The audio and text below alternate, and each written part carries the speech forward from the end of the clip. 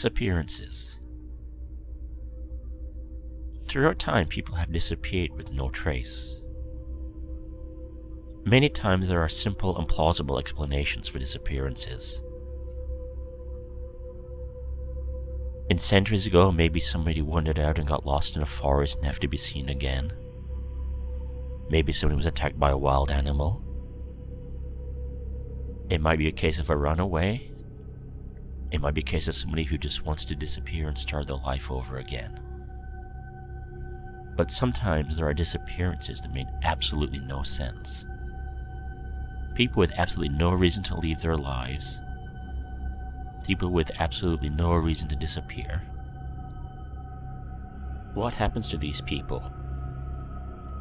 Where do they go?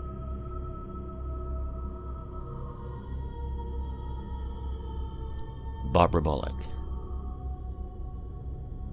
Barbara's disappearance, though mysterious, is actually not unique. It involves disappearances in national parks in the United States. Though it has not been reported in the mainstream media in any great detail, there have been numerous disappearances over the years in national parks in the United States. People have mysteriously vanished and never been found. Writer David Paulides has written about this subject in detail over the years.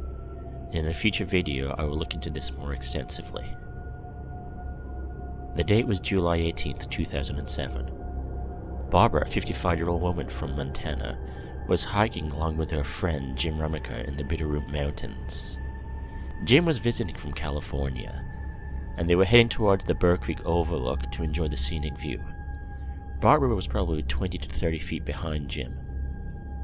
Jim turned, and Barbara was gone. It had been less than a minute since he had seen her last. Jim looked for Barbara, but absolutely had no idea where she went, and found no trace of her. Authorities were called and an extensive search was made over the area, and no trace of Barbara was found whatsoever. At first, Jim was considered a suspect, but he was considered to be very cooperative with the police. And to this day, there has been no trace found of Barbara. There was no sound made when she disappeared. Barbara completely vanished. And again, disappearances like this in national parks in the United States, and also Canada, are not unique. Brandon Swanson. The day was May 14th, 2008. Brandon was a 19-year-old student heading back to his hometown of Marshall, Minnesota. And Brandon was driving down a rural road when he lost control of his car and crashed into a ditch. After the crash, Brian called his parents on his cell phone and asked them to come and pick him up. Brandon's parents complied and his dad went out for him. But Brandon's father was unable to find him, so he called Brandon back, and Brandon said he would try to head to the town of Lynn nearby. Right in the middle of the conversation, Brandon said, "Oh, and the phone was abruptly cut off.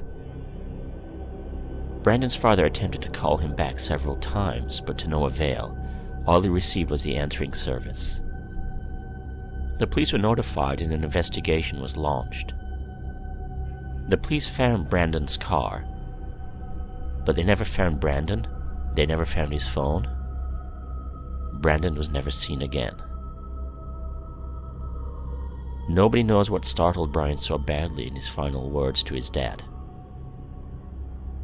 And to this day, there have never been any answers. Michael Legreet. The date was December 10th, 1999. Approximately 4 a.m. in the morning, 18-year-old college student Michael Legreet had just finished playing video games with his friends and decided to log off. Fast forward to the morning, 9 a.m., Michael's roommate awoke. He noticed that Michael had gone. But strangely, Michael left behind all his possessions, including his wallet. And strangely enough, his shoes. An investigation was launched and tracking dogs were used.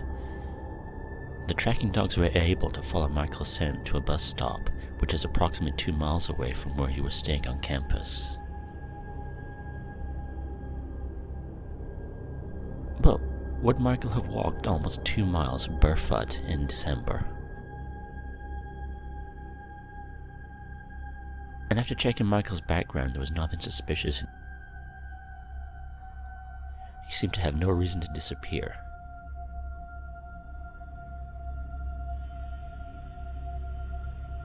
So to this day, there has been no trace found of Michael Negreed. He apparently left his dormitory between 4 a.m. and 9 a.m., never to be seen again. And to this day, no trace.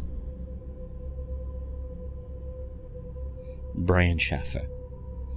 April 1st, 2006. Brian was a 27-year-old medical student at Ohio State University who decided to go to a bar named the Ugly Tuna Saloon. Sometime between 1:30 and 2 a.m. on the day in question, Brian vanished. He was drinking heavily in that evening, and he was talking to his girlfriend on his phone. He was last seen speaking to a couple of young women. However, after that, no one at the bar could remember seeing him. And strangely enough, nobody saw him leave either. And this brings in the more puzzling question. How did Brian manage to leave the bar? The bar had security cameras all around, and it clearly showed him arriving, but at no point could he be seen leaving through any of the cameras. None of his friends, family, or acquaintances believe he voluntarily disappeared. He had been upset about his mother, who passed away 3 weeks before. But otherwise, all was fine. Academically, he was doing well, and he was in a good relationship with his girlfriend. So what happened to Brian? He just disappeared from the bar, and to this day, he has never been seen.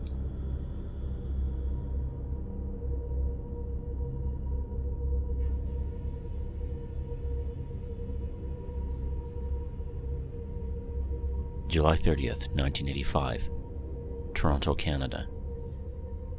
Canada's largest city and North America's 4th largest city. It was a nice sunny day, and 8-year-old Nicole Moran, who lived on the 20th floor of the West Mall apartment building in Toronto, decided to meet her friend downstairs and use the apartment swimming pool. So at 11 o'clock in the morning, Nicole said goodbye to her mother, left the apartment, and headed towards the apartment's elevator to meet a friend downstairs.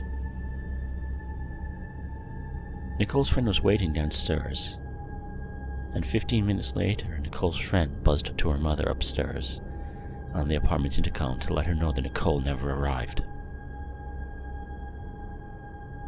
Nicole Moran was never seen again. At first it was assumed that Nicole just wandered off, and the police started a search, but this soon turned into one of the largest searches ever by the Toronto police. Nothing was ever found. No trace, no witnesses.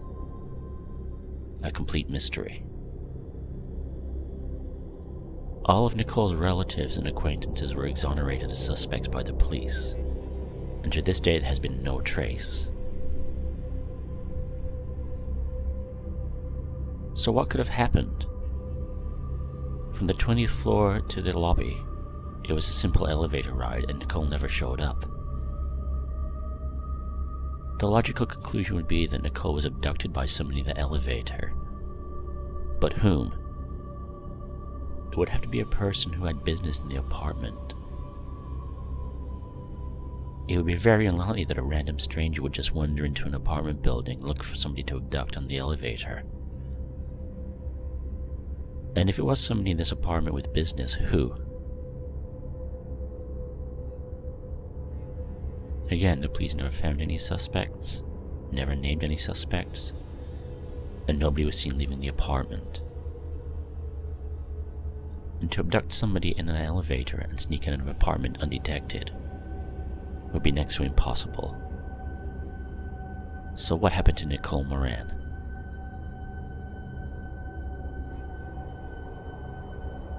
To this day, nobody knows.